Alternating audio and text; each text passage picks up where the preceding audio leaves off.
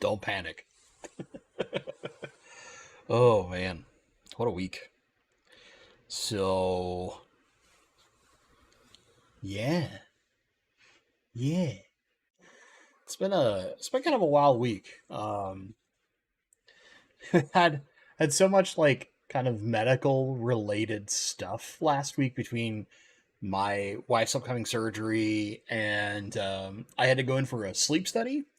I was supposed to have it in like April or something like that, and they had a cancellation. They called me, was like, "Hey, we can actually get you in tonight, but you'd have to be here at the hospital by 7:15 p.m."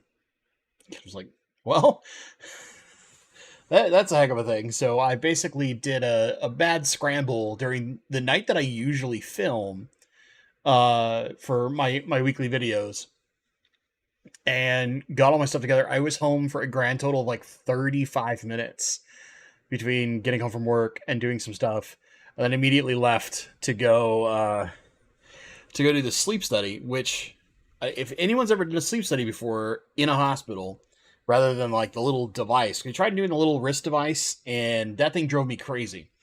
It has like a light kind of compression cuff that sits on your finger to read your oxygen levels, and I guess maybe some other things. I think it's purely oxygen levels, but yeah. And needless to say, like it put just enough pressure on every finger. I tried it on every finger on my hand that it caused my entire hand to throb like crazy. Can think about like when you get your blood pressure checked, and the way you can feel like everything kind of just going when it's squeezing down really tight. I did that so much, my brain, like something like that, my brain will just focus on and never be able to get off. And it was like I think 3 in the morning when I finally like called the helpline for the hand one, and it was like, I can't do this. I'm taking this thing off. I need to actually sleep. I have work in 2 hours. Well, I did get up for work in 2 hours. I didn't have to actually be at work in 2 hours. Um, so needless to say, like I had to do the in hospital one, and they just put all sorts of like things on your head, your chest, your stomach, and your legs, and I looked like some kind of like dystopian techno zombie with all these like wires coming off of me all over the place. Uh, and had I had the forethought, I probably would have taken a picture of what I looked like in the mirror before I like went to go sleep, because it looked kind of stupid with all this just stuff stuck on my head. But anyway, so that's why our video for the weekend came out on Sunday, is because I lost my normal day that I film, and honestly, if it takes me say half an hour to film, it probably takes me like 4 hours plus to edit. Uh, I'm not the fastest editor in the world, but I try to make it relatively clean and simple. And then for the particular video I wanted to do, it needed a bunch of extra footage from several other previous videos, so I had to go like hunt those down in my storage, because I have some different storage drives that aren't just easily accessible directly on my computer, because it can only hold so much, right? And then splice all the things together and all that kind of stuff. So thankfully though, people have enjoyed that video, so that's nice. I guess it's worth it. Oh man, we don't need no stinking edits. Lumpy Dog, if I did, other than a couple of videos I've done, there's been very few where I've done them unedited. If I did them completely unedited, I would hate it, because a lot of it is like when I'm trying to film and talk about things, it's often easier for me to like splice in bits of B-roll to show you things what I'm talking about, or every time I like live, you guys know that every once in a while I will laugh at myself when I like my brain and my mouth do not connect correctly, and I flub trying to say something, and it's just like comes out as complete gibberish or some complete screw up, right? When I see that in a video, I drive myself up the walls, unless I think it's so funny that it has to stay in. In which some cases I do those, right? But most of the time I like stop myself, re-say what I'm trying to say, and then, just cut that piece out to make it cleaner. And also, my videos would probably be even more of a rambling mess if I didn't edit. We know how the live streams go. They turn into rambling messes. So just imagine all of my videos being like that. It would not be a good look. It would not be a good look. Oh man. But yeah. I'll answer this question real fast, and I'll get into the topic real fast. So how do I get my checkerboard cichlids used to flake food? They always split it up. I'm assuming they just spit it out. So one thing they might be doing, Luis, is they might be trying to get it down into smaller bits. This is really common with a lot of cichlids, actually. And a case in point would be something like discus and a number of angelfish. They will bring food into their mouths, chew it a little bit to get it smaller, and kind of spit it back out and then reconsume it. This is something that a number of different cichlid species actually do naturally. So it can be a thing where they might just be trying to get it smaller to where they're happy to actually like consume it correctly, and correctly in big quotation marks, right? Just the way that they want to consume it. So there's many species. Ooh, see, like that. That would be all over the videos. Fish species that do that kind of stuff. So what I would say is, are you seeing them spit it out and then never attempt to eat again? If that's the case, then we might want to look at something like, are we not grinding the flake up fine enough? Maybe it needs to be smaller. Checkerboard cichlids aren't super big, right? And they might just want smaller food. The reason why I'm pretty used to this is that rainbows actually have kind of a big like mouth for the size of their head, but they have a very small throat. So I have to kind of grind my food pretty fine for them to make sure the dummies don't choke on something. Because I have had a dummy choke on something in the past when I didn't know better. And, yeah, needless to say, it sucks when, like, your beautiful rainbow fish keels over because their eyes are bigger than their throat. And they see a big, tasty piece of food and they choke on it and die. It sucks. Very much bad. So, needless to say, that would be the first thing I'd be looking for, Luis. And if what we're not seeing is, if you're seeing them go back at the food and eat it, and you're still seeing like a relatively plump belly, they look kind of healthy, then I would stress a little less. Now, if they're not eating it at all, one of the things that we can look into is potentially changing the food we're using, like using a food that contains a little bit of a garlic supplement in it, because garlic helps with fish appetites. It has a number of other positive benefits as long as it's done in small doses. We don't want to go like getting garlic and rubbing it on our food, right? We want to have something that's prepared with an amount of garlic in it. But if that's not working, we might need to try a different type of food. And I know you're trying to go with flake, but you might try something like a finer granule or something that floats, like the co-op's it's magic small fish feed. Is that correct? I cannot remember the actual new name when they changed the name for legal reasons, but it's a really good food and it floats and stays in the water column really well and is very, very small. So it's great for tons of small fish. And from my experience, now granted, I have rainbow fish, they'll eat everything under the sun. They are not picky at all. Some foods confuse them, which is funny to watch, because they'll just stare at something for a while, and then they finally figure out, maybe I should try eating it, and then they're like, oh, this is delicious, never mind, everybody eat. This happened with my Melanitania Gary Langi with some ONIP tabs. They just sat and stared at them, and then they started slowly disintegrating, little bits started falling, and they were like, this is wonderful, never mind, and they just destroyed the couple tabs I put in the tank after they figured out this is actually food and not some weird scary thing on the glass. But yeah. You might try some different foods if that's not working. Or what you might try is keep in mind, like, speaking of co-op, I'm going to use an analogy that Corey used to use a lot. And I actually find it one of his analogies that I like.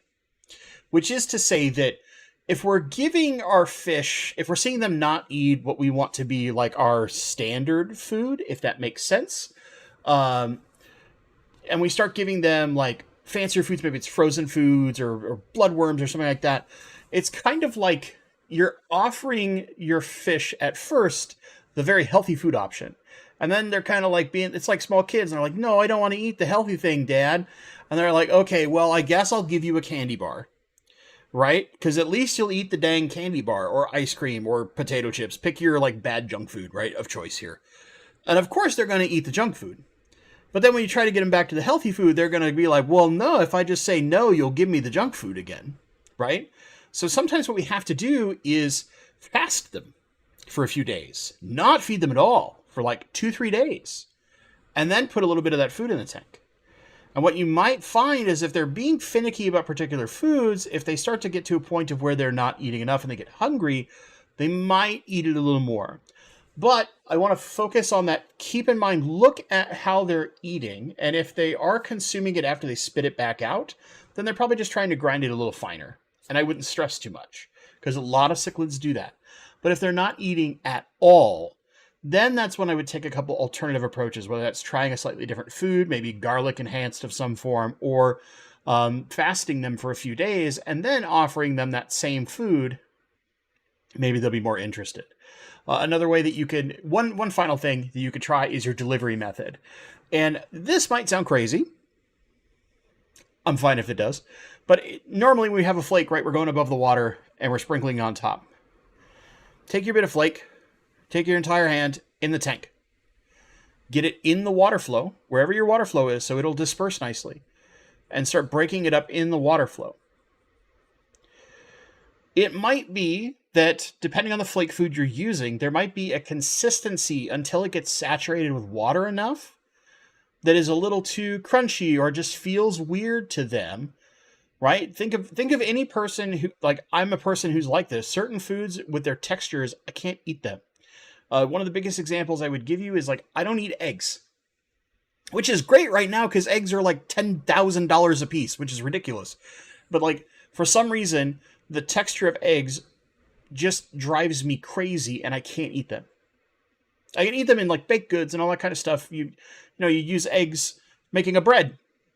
Don't care. Right? But egg itself, for some reason the texture messes with me and I can't eat it. And you might have something like that occurring with your fish. Lots of options, kind of a long answer. See other questions. I'm going to try and get to them real fast. I'm going to go over what I'm doing. I'll kind of alternate in things I'm doing for post-surgery and day of surgery and questions that are in chat. Chat, feel free to ask questions. I will try to get as many as I can tonight, okay? There is a chance, by the way, that we won't have a stream next week.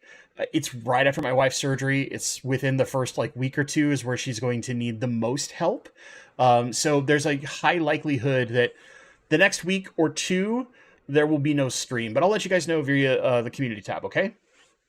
Okay, so first thing I'm doing, I'm maintaining almost every filter. I've maintained a few of them already, but there's a few more filters that I need to get done over the next few days and probably in some of the downtime that I have right after my wife's surgery. So this Friday, I have the whole day off. She has surgery. We'll get home. She's got to have medication, all that kind of stuff for pain. And when I get her either rested or whatever it may be, where she's set and she's okay, and I have maybe half an hour to an hour to where I can get some stuff done, I'm going to be in my fish room cleaning a filter or two, right?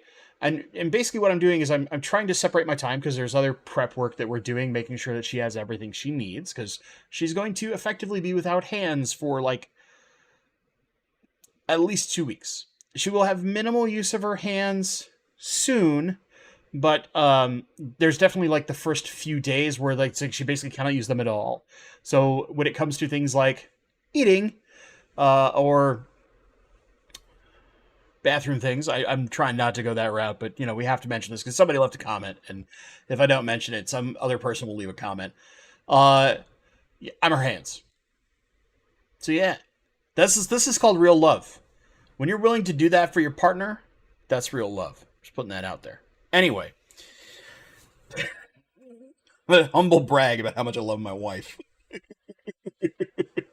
So what I'm trying to do is get some maintenance in. And thankfully, because all of my tanks are very heavily planted, water changes really only need to be top-offs. I've done a lot of recent testing in almost all of my tanks. They're all pretty good. The only one that actually needs a proper water change in the sense of removing water and then topping it off, not just topping it off, is my 30 breeder that has a bunch of my Wabenmuster plecos, which, yeah, yeah, because it doesn't have a lot of plants in it, although I'm eventually trying to change that. I have to give it the old vacuum. But really, that one tank only takes about 20 minutes, so not that bad, 20 minutes a week or so. Usually I actually do 2 water changes on that tank a week.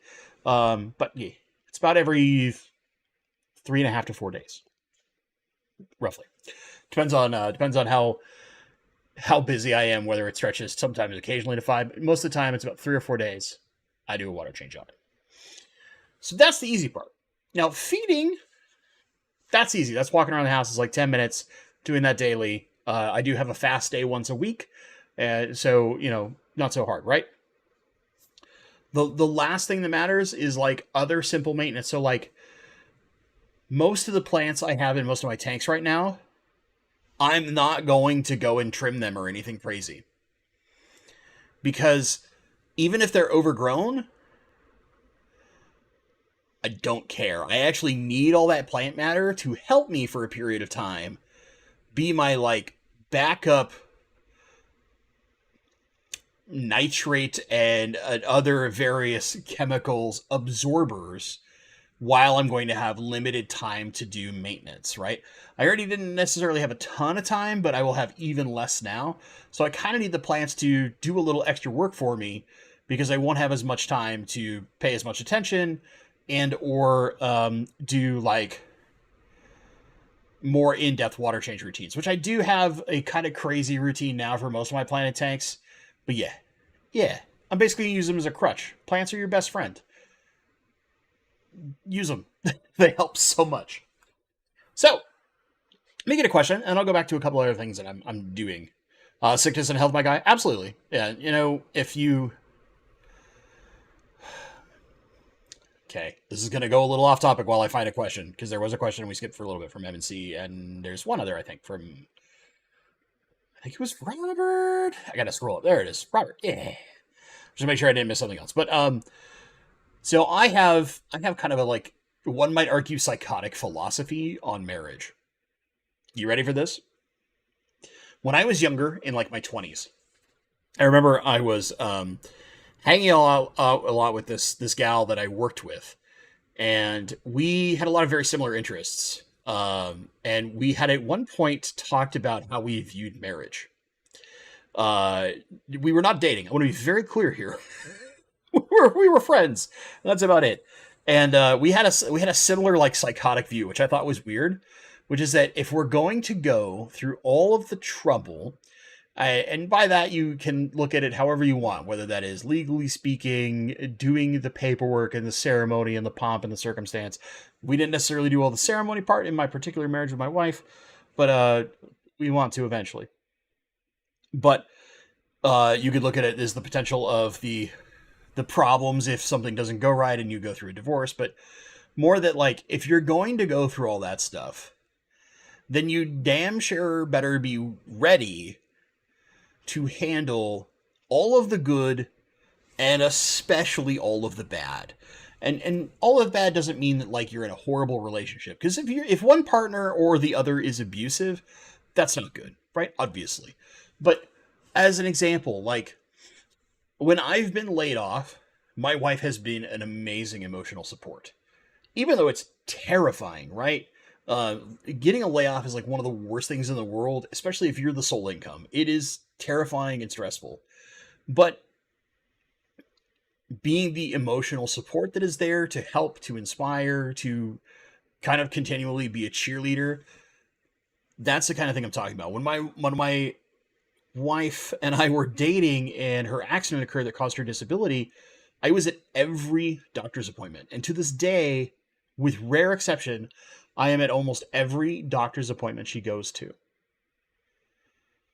Now, that's not just because she can't drive anymore. A lot of that is because I want to make sure that there are questions that I might think of that I can ask them, so that we're doing everything we can on a combined front for the best possible outcome for her. If you're going to go through all the trouble of marriage, you better be ready for all the tribulations that come up in life. All of them. One of you gets horrifically sick. Not only should you be ready to get horrifically sick yourself, but you better find a way to shoulder all the extra things that need to be done. And it's not, oh, I guess we put a few things. I mean, it's literally shoulder it. You have to be able to put the weight of the world on your shoulders and be willing to do that without complaining. Because to me, that's what marriage is about. Marriage is about a partnership where you're so dedicated, it doesn't matter how bad stuff gets for the two of you, assuming that it's not people being abusive. Let's be very clear here. That's not cool, right? This is a positive part of things. This is dealing with things that impact your life in one way, shape, or form that are outside of your control often. You better be ready to deal with it. And if you aren't 100% sure, no matter what happens, cancer, you lose a leg, you lose an arm, all your teeth get knocked out, you lose that awesome smile, whatever, the weirdest things you can think of, right? Your flight gets canceled and you're with somebody who is already terrified of flying but just desperately wants to get home, and there's insane stress you're going to have to manage. You have to be ready for any of those things. And to do them willingly and unflinchingly. To me, that's a qualification before you ever think about marriage. That's how psycho I am. I am committed with like the boldest and most capital of C's. And maybe that committed means like padded room level, but I don't know. Anyway, let's do fish stuff. Sorry, I get on weird tangents. I can't help it. This is how my life is. I'm a crazy person. All right. Robert Johnson. This is what I want to get back to. I've made my own gelatin food before, but it floated. Do you know if there's a way to maybe bake it like a pellet? Okay, so things like rapashi, which are gelatin foods, one of the things that I have found is if I don't do the mixture correctly, that's when I see it float. Usually it means I put too much powder in it and not enough water. You can bake it, but I will warn you, it smells horrifically if you bake it. I tried this once because I was like, oh, they do recommend on the package you can bake it and kind of make like fish jerky in a way, like, you know, how we would have beef jerky as humans, but for fishes. It stank my house up for a week. It smells horrible when you bake it. Absolutely horrible. There's a reason that like some of the fish food facilities that are out there, you need like an iron stomach to work at those things. Because, man, fish food smells. Fish food smells. It is possible. You can dry them out. You might actually be better with like something akin to dehydrator. I'm sure somebody's got a better like way to do it. But in my experience, when I see it floating, it's usually because I have mixed it incorrectly and I've put too much powder in and not enough water, or so way too much water and nowhere near enough powder. You really do want to follow those instructions as closely as possible to prevent it from floating. In my experience, it doesn't mean it's perfect. It's just I've noticed when I guess too much instead of following directions, that's when I have problems with it. All right, M&C, what's your thoughts on New Life Spectrum? They sent me a bunch of their foods to try, so my fish, so far my fish go nuts for it. So about the only New Life Spectrum food I used to keep was a pre-medicated food they used to sell. But in general, most of the best New Life Spectrum foods, when I used to try it, were all pellets. And I'm like the biggest like cheerleader for flake food because of the different types of fish I keep, especially with my rainbows. It's just easier to like break it up and make it small. So anything that's like where pellet is the really good food, I just ignore it. The quality of their food is very high. The owners of New Life Spectrum think extremely highly of their product to a point of where they might not even consider feedback of any way, shape, or form. Or at least that was my experience several years ago. Um, but it's good food. But there's lots of companies that make good food. Northfin makes good food. Extreme makes good food. New Life Spectrum makes good food. Um, I know I'm forgetting one. Heck, even the stuff that like Ken's Fish sells is good food. Like the like bulk unnamed foods, right? It's actually very high quality food. There is lots of high quality food out there nowadays. The Fluval Bug Bites line of food is good, really good food. There are lots of good food options out there. But if your fish are going nuts for it and you like it, and the cost isn't prohibitive, because that's one of the other things I found is New Life Spectrum is a little spendy. Um, Go for it, right? If it's doing what you need, it's good. Geek boy, I can't stand eating chicken fetuses either. It's going back to me talking about how I don't like eggs because I'm weird and I don't like the texture. Yeah, yeah. All right, so last thing, and there's two other questions I'll get to, which I saw two different questions and I like them, and I'll answer them because they're not fish, but it fits me. So the last thing I'm doing when it comes to kind of preparations with my fish is this. I'm not adding any new fish. I'm not adding any new plants. I'm not changing anything crazy. Kind of everything just goes on stasis mode. And we're just doing maintenance and keeping things as is and keeping them healthy and stable. That's probably going to be for at least a month, most likely 2 months. But then after that, my wife should go through enough recovery to where I can kind of go back to a normal schedule. I put this in quotation marks. She's still going to need some help with certain things, right? It's not like her hands are completely healed and, I can ask her to do dishes or something like that every day. Like, no, there's still certain things she won't be able to do. But a majority of like the standard life things she'll be able to do again, and I won't have to directly help her. So, yeah. Stasis mode for a while, which is kind of a positive thing. It lets you think a little deeper about what you really want to do and whether or not you want to change things. I need to blow my nose. I'm sorry.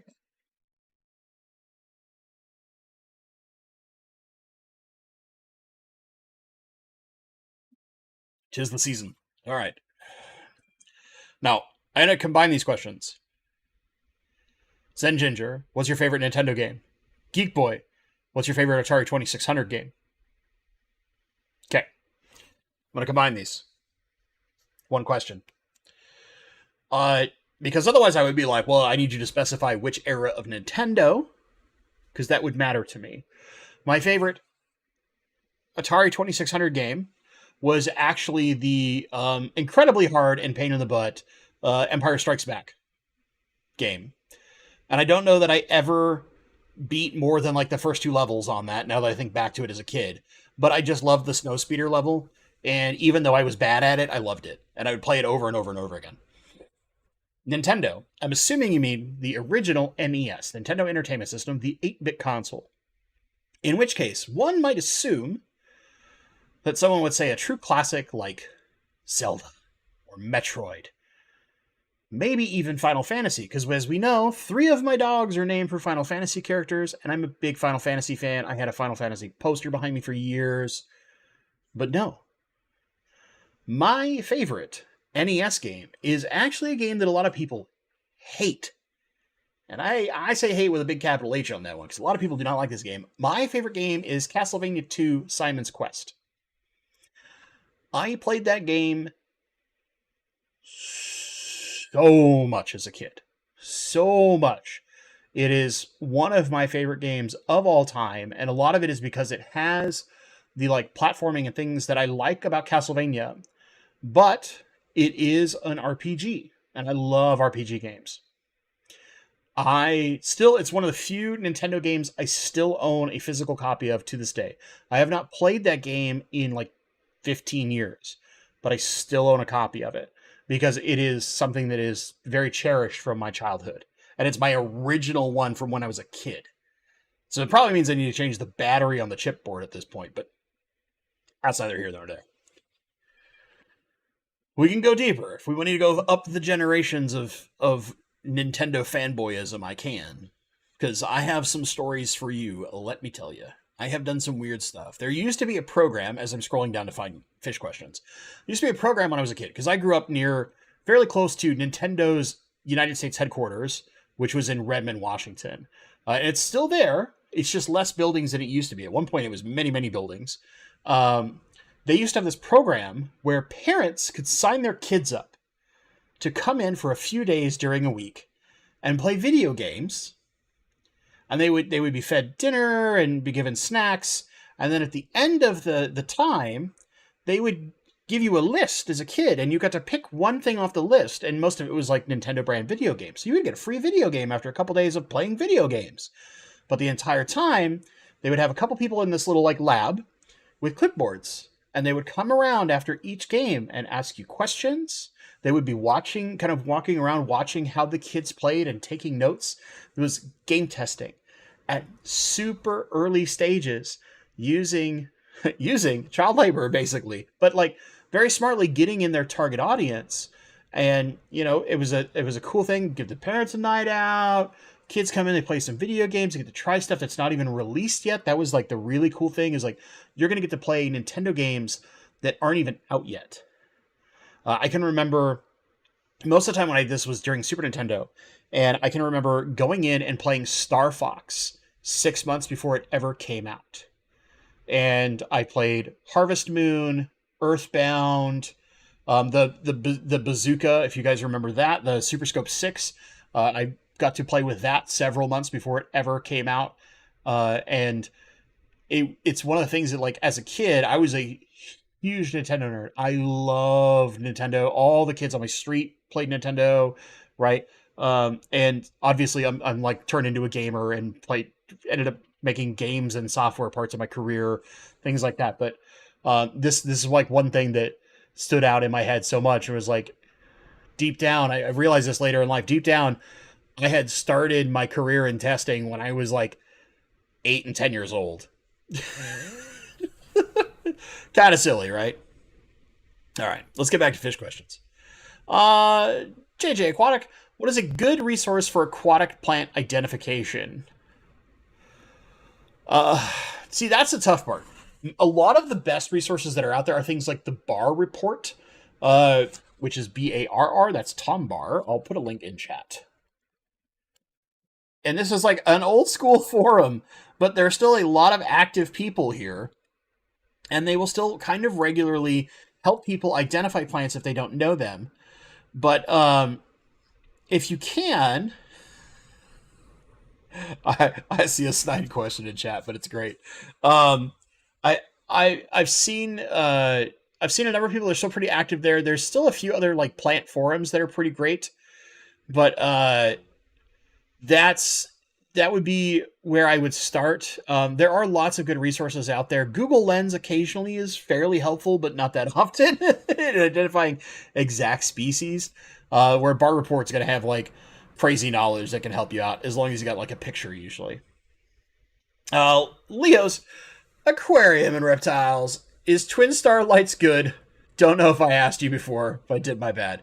Twin Star makes a very good light. My only criticism of Twin Star, and that may have changed in some of the more recent models. Oh yes. One moment, Leo. As Stephen P is saying, also Crystal Castleman has this phenomenal book. Yeah, chat, you're beating me up for it, and well deserved. I deserve the beat up. It's one of my favorite books. Hold on, I will give you a direct link to it.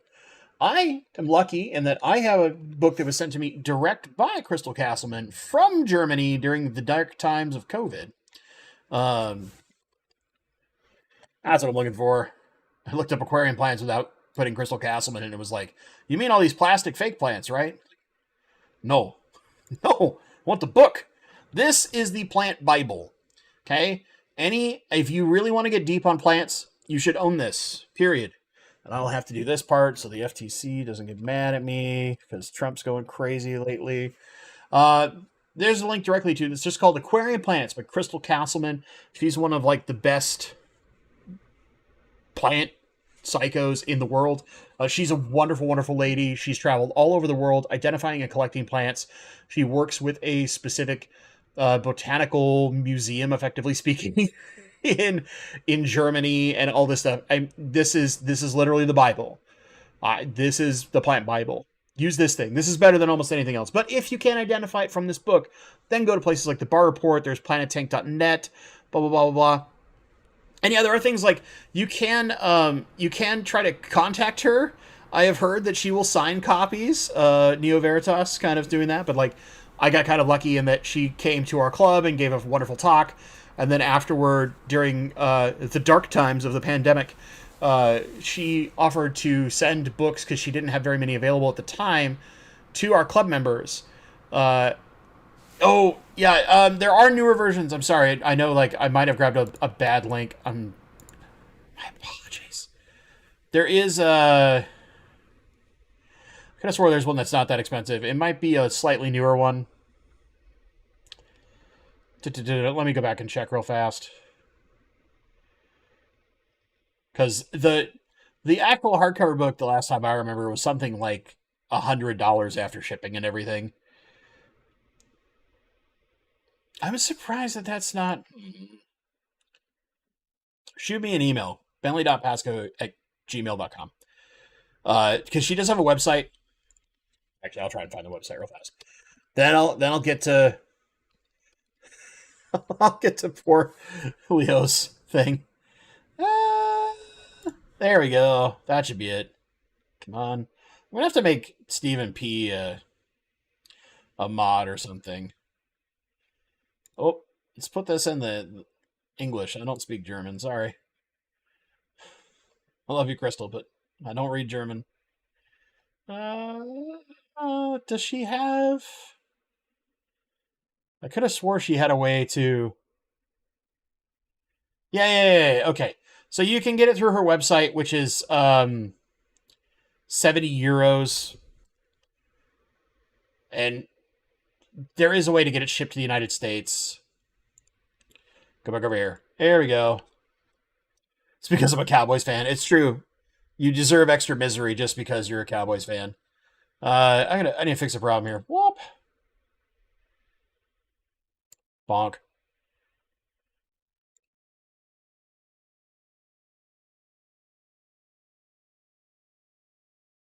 There you go. I'm just going to do that one. I trust Stephen P. enough. Although every time I make anybody a monitor, they usually stop... The moderator, they usually stop showing up to my stream, so maybe I shouldn't do that. I don't know. Anyway. But yeah, that's the Bible. All right, back to Leo's question. Twister lights are great. My only criticism is that they're basically only designed for rimless aquariums, so sometimes they don't fit very well on rimmed aquariums. But they do have phenomenal light quality, and often they're just on-off. They don't have like an app or anything like that. I think some of the newer ones might. It's been a while since I've played with any Twin Stars, but I had friends that did a lot of aquascaping in small, crazy aquariums and had Twin Stars on them. They're lovely lights. They are kind of expensive for the good ones. They do have some more entry-level ones that are a bit more approachable. But honestly, if I was going to go that route, I'd probably just go into a Chihiros. Because they're nice. Well, it's been a lovely 54 months, but now that I'm a mod, this guy. Oh. By the way, Jody P, Flatbed, and you welcomed being new members. Thank you. I really appreciate it. So, all right. There was another fish question and then a Nintendo-related question, and I'll get to both of those really, really fast. Boop. I went long on some questions. I can't help it. There's something else. Hold on. I swear there was something else. I must have missed it. If I missed your question, please re-ask it in chat, okay? But what's your favorite Final Fantasy game besides Final Fantasy VII? Final Fantasy VII actually is definitely not even in my top 3. I know! Sounds crazy, right? The best, to me, PlayStation era, which is what we're talking about, Final Fantasy VII, 8, 9, is 9. 9 is a significantly better game. I'll fight you about that. I'm just kidding. I really like 9. 9 has a slightly more classic system to it. I love the concept of learning spells and abilities from equipment that you have.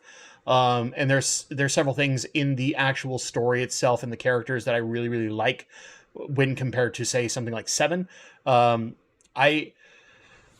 Cloud and Squall, the two main characters from 7 and 8, I cannot stand them. I actually think they're horrible main characters.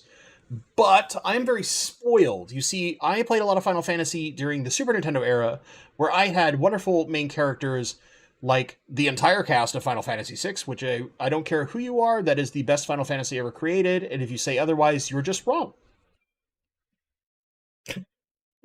No, I mean, come on. Everybody has their favorite. A lot of people who didn't play Final Fantasy until 7, 7 is typically their favorite. If they played earlier, usually you've got old curmudgeon men like me who were like, 6 is the best one, and if you say otherwise, F ya. But my second favorite is Final Fantasy IV, which was Final Fantasy II in the United States. I just love the general storyline of starting as a Dark Knight and kind of finding your own redemption and becoming a paladin. The Cecil storyline is something I love. I played Final Fantasy II, the United States version, probably like 60 times as a kid. I played that more than Final Fantasy III, aka 6, but 6 is, I will readily say 6 is the superior game as far as raw game quality, story, everything about it. It's just such a good game. It has the absolute best villain. Kefka is so well written, so well designed, despite the fact that it's a game where you can't get a lot of story script to you. It's just like he's the one villain that actually wins for a while, and I mean really wins, and that's kind of insanely cool. You've never really had a Final Fantasy villain win, right? To where the heroes are completely down and out, and the world gets kind of effed. And then they have to recover and figure it out, right? That's one of the things that is... He's also the most, like, probably vile of all the villains, because he kills an entire nation's worth of people by poisoning their water system. If you've never played Final Fantasy VI, and this is all story spoilers, what are you doing? If you're a gamer, what are you doing? It's so good. I actually might be replaying Final Fantasy VI while my wife is going through recovery, because she won't be able to play anything. She asked me to pick a more retro game where we would sit down and just play it together, not streaming, nothing like that. But we will record it so that she has recordings to go back to, because after her accident and her head injury, she has some memory problems. So having things recorded really, really helps her to go back if she starts to forget certain things. But yeah. So for me, it's 6, 4, 9. Then most people love 10 a lot in like the PS2 era. I wasn't as big on 10 because at the time I played lots of the MMO, which is Final Fantasy 11. So actually Final Fantasy 11 is very near and dear to my heart. And then Final Fantasy 13 can be thrown off a cliff and die. Final Fantasy 12 is just a movie. If you actually learn how to play the game, you stop playing the game. And then 14. 14's so good. But it's an online MMORPG, so a lot of people don't necessarily look at it like that. And then there's 15 and 16, which I haven't played those two. I've only got so much time in my life. What do you say? What do you say? But yeah, there's the whole rundown of Final Fantasy for you. Although we are skipping things like original Final Fantasy, Mystic Quest, and some of the other Final Fantasies that weren't originally released in the United States, but later got releases. Confusing, I know. I can go deep on video games. I've played so many and have very strong opinions. Do a barrel roll. Oh, sweet Star Fox. It's technically an Alarian roll, is what that maneuver is called. My favorite Nintendo 64 game is Star Fox 64. I love Star Fox 64. I used to play the ever-living hell out of the game. Yeah. Star Fox is another game I like a lot. It's very, very fun. I have fond memories of that game. Do we have more fish questions? Luis, do you know how some plants which can be attached to decoration, excepting mosses, buces, ferns, and anubiases? Okay. So you kind of covered almost all of them. So the microsorum species in general, buces and anubiases, right? These are our, and then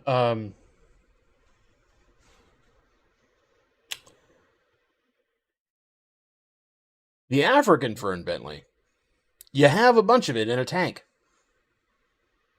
Bulbitis. There we go. Got there. The brain just. However, there is a couple of other epiphytic plants. They're called epiphytes. So epiphytic means they attach to things that you can use. The one that I would suggest to you, because it's not terribly difficult, but most of the time, Java ferns, aka your microsorum species, right? Anubiuses, buses, and bulbituses are pretty much all the easy ones, and then most of the common mosses. There are some rarer mosses that are really hard to grow, but there's one other. I need to hold on. I gotta. This is the problem. Like when you've grown so many plants, you can only keep your brain holding so many of their names in memory retention. And the way that I cheat is I go back to my club and I look at all of my horticulture submissions. But I will say, like, between Boost and Anubius, you have so many different varietals that there's a lot of interesting stuff you can do, and most of them are really, really easy. But there is a... man, it's a red plant, and everybody loves it, and why am I not remembering it right now? And I'm sure it's in chat because I'm looking at a different window. Hold on, let's find out. Somebody's going to probably beat me to it. It'll probably be Stephen P. Oh yeah, tripartita. That's like some of the other carpeting plants actually can work like epiphytes. It's kind of interesting. Tripartita is one of the better ones. There's a freaking red plant. My brain. Yeah, there it is. Hygrophila pinnatifida. We'll actually spell it out because what Stephen put in chat is the worst. But here's how it's spelled. See, just ask Stephen P. He knows more than I do now. Boop. Hygrophila pinnatifida. It's a pretty cool little red plant. Does a reasonably good job. Is not terribly difficult. But yeah. But yeah, some of the hydrocotyl species, thank you, Mickey, actually can be grown like they're epiphytes rather than putting them into soil. If you're curious. In general, I like doing Java ferns, certain Anubias species, usually the larger ones, and then a lot of buses. Those are my favorites. I love all of those. All right. You, yes, 6 is my second on my list, but first on my list actually is 2, since it's the only one I started my FF journey. Yeah, I mean, assuming I would guess that you had a bit more access than, say, us folks who grew up in the US. Maybe if you had, like, proper Famicom games where you got the entirety of the series. Yeah, there's just lots of great stuff. Any Kerbals in chat? Why do I feel like I probably should know what that is, but my brain is like, I don't. I just don't. Oh, Stephen P. Ocarina of Time, and it's not close. I can see where you would say that. I think that, from objectively speaking, Ocarina of Time is the best game that was released on the 64. But the one that I played the most and I loved the most was Star Fox 64. What might really mess with you is that when 64 came out, almost everybody wanted Mario 64, which is a phenomenal game. Do not get me wrong. I did not want Mario at all. I wanted Wave Race. And I loved that game. I played a lot of Wave Race. And I also played both of the really horrible Castlevanias on 64 because deep down, Castlevania is actually my favorite franchise. I love the Castlevania games. All right. So make sure I didn't miss anything. Will M. Final Fantasy VII is what got me into JRPGs and opened my eyes. That happened for a lot of people, man. Final Fantasy VII, like the PlayStation era and Final Fantasy VII, brought a lot of people who never looked at Japanese RPGs like into the fold. It was like the great big hug that just pulled them in, right? And it deserves a lot of love and respect for that purpose because there are many, and we're talking millions of people in the world that would not have gotten into RPG games were it not for Final Fantasy VII. That game is phenomenal. It just doesn't happen to be my personal favorite. It's not even that high on my favorites list. And a lot of that is because I love the Eris character and she gets killed. and I can't resurrect her, and I can't play her anymore. And it upsets me deeply. Deeply, deeply, deeply. At least in the US version. If I really like a character and they do something like that to me, mm, mm, it gets me so bitter. It's like, as an example, in Final Fantasy XIV, a couple of the NPC characters, I know the fish people are like, "Oh my god, what is going on?" Sorry. This is, you know what you signed up for on these live streams. I'm sorry. But one of my favorite characters is what we actually named our corgi for, Papalimo, right? And he has this kind of heroic sacrifice, if you will, and it sucked. I was very upset, but at the same time, I was like, yeah, but he's a great character. It's okay. Eric Wyrock, I was ranked 3rd in the world at Command and Conquer 3. Wow, no joke. That's so cool, dude. I used to play. My favorite game back then was Total Annihilation. I played a lot of Total Annihilation and a lot of original StarCraft. I was never, for some reason, Command and Conquer like never really clicked in my brain, and I don't know why. But Total Annihilation, I played the ever living hell out of the game.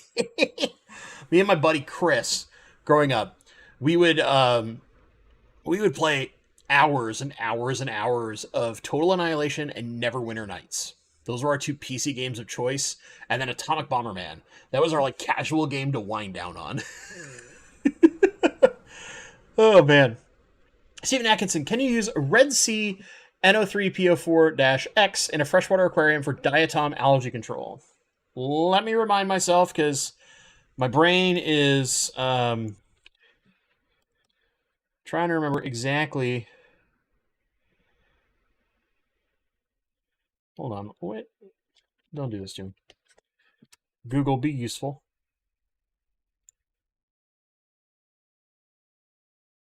What do you do this? Why do you do this? Just go to the item, please.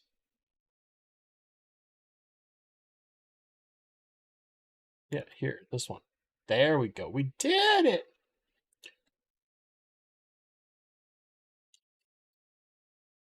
So,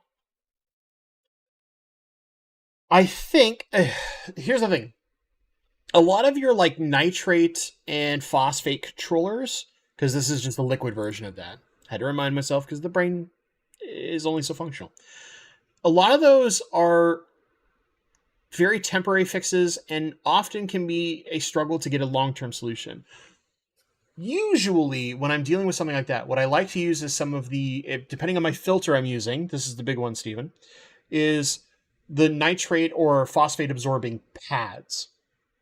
And I'll do that as a temporary while I'm trying to kind of dial in and figure out what the long-term reason is to why I'm dealing with this problem. Now, diatoms are a normal part of setting up a tank. You're going to normally go through a phase where some diatoms, sometimes you get a lot of them, honestly. It depends. Every tank's a little different, but they should eventually kind of balance themselves back out. However, I can understand where you'll see longer presences of diatoms. I have an example of that right now in my tank with the Melitania Gary Langi, because it gets a lot of food and thus creates a lot of phosphates. And I personally try not to control things with chemicals wherever possible. But if you're dealing with it, you're trying to make it a little easier, you might be able to use that, but I think you would have better success with some of the nitrate and phosphate absorbing pads. And I'll give you an example real fast. I'll just do with phosphate.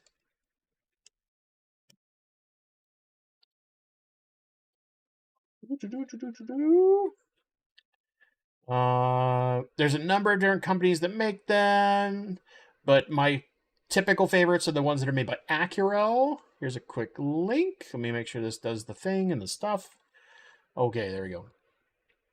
Here's one on Amazon. I have to put this part in. This is a paid link. If you do make a purchase through said paid link, I get a small commission that goes toward my channel. Please, FTC, don't fine me. I cannot possibly afford it. That fine is like 12 years of the amount of revenue I make on YouTube. It's bonkers. I think it might even be more than that now. I think they upped it. But yeah. That tends to be the thing that I go for. I I personally prefer the pads. I think you can use the liquids, though they tend to be calibrated to deal with the salinity of salt water. So that's one thing you might want to read into, is whether or not it does have a freshwater version or a freshwater application. I'm sure you could contact Red Sea and ask them. They're a pretty cool company. Hopefully that helps out. Did James Bond come out on Nintendo 64? I mean, GoldenEye was a thing. Like, I remember playing. I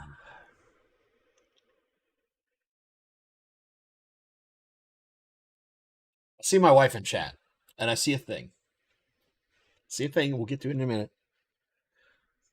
because she goes crazy on certain things. But anyway, GoldenEye was like super popular when I was in a youth group for a while. It was like that and Mario Kart 64 were like the two most popular games. I personally, my favorite was playing Complex with proximity mines only.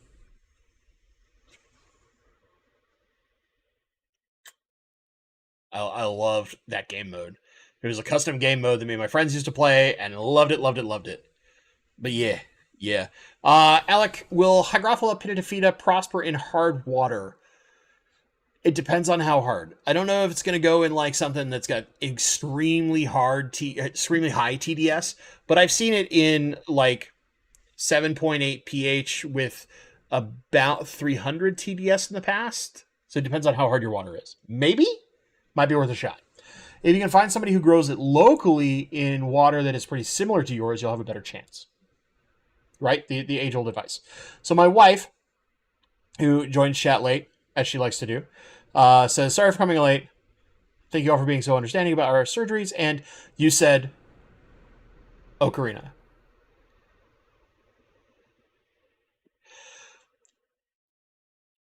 Depending on who you are as a person, you might pronounce it Ocarina versus Ocarina. I regularly pronounce it Ocarina to mess with my wife because it drives her nuts.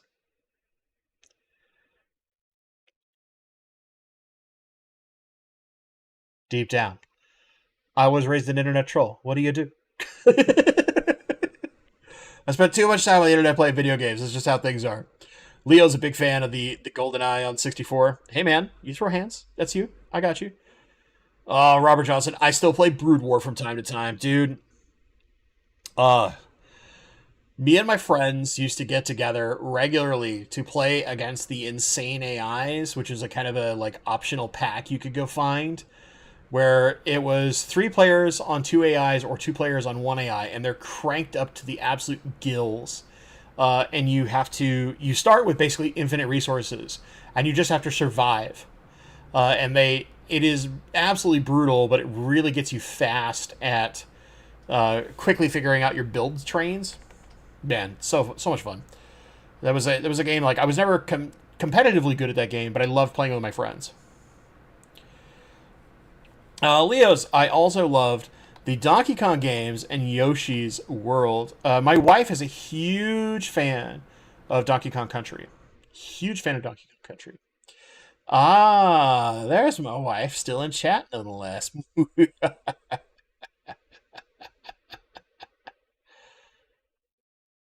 She loves Ocarina of Time. It's one of her favorite games. I even bought her an Ocarina. See how loving a husband I am? Oh, man. Okay. There's got to be some extra fish stuff in here. I know we're going high wild in the chat, and I appreciate it. Oh, Lord. Luis, what about Majora's Mask? So, I really did not like Majora's Mask because I kind of, as a kid, I did not like the concept in the story. As an adult, I appreciate it way more. Because it's like this really interesting, like, dark way to portray the Zelda storyline. But as a kid, it like drove me crazy. My cousin had it and loved it to death, and my younger brother would play Ocarina of Time tons and tons and tons, and I would play like almost everything else. Unless the few times where my brother like overwrote my my save on the Ocarina of Time, and then I would have to redo everything because I was trying to collect every item possible in the game. And he overwrote my save twice when I was like 2 to 3 items away.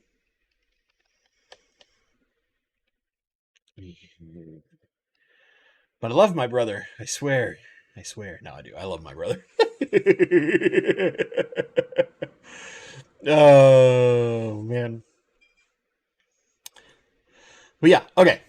So, gang, I want to thank you all for being here tonight. I know we kind of went off the rails. Again, I want to remind everybody here there's a high likelihood I don't stream next week because that's just so close to my wife's surgery that she's going to be at like maximum assistance needed. So, high likelihood, but hopefully, hopefully, we can keep that going. Geek boy, I loved my brother when he was still alive. My brother, thankfully, is still alive. He has had some scares, though. Let me tell you, he's fought all sorts of addictions and stuff like that. I'm very very proud of the man he has become, even if he's still a bit rash at times. I love him to death. He's my brother, man. Yeah, that's how it is. But yeah, gang, I want to thank you so much for being here. Thank you for tolerating the psychosis that is my brain going all over the place. And if you ever do have questions, please feel free to email me. It's bentley.pasco@gmail.com. I might be a little slow to answer. I've been trying to catch up a little bit, but I will get back to you. So don't go with the most urgent questions, Zona Man. If it's like, my fish is sick and dying, I'm the worst person to go to. But if it's, you're fighting an allergy problem and you're trying to solve it and you're willing to take the time to go the slow way, email me. I will help you. Anyway, everyone, thank you so much for watching. And as always, my friends, stay awesome. It's Ocarina. Ocarina.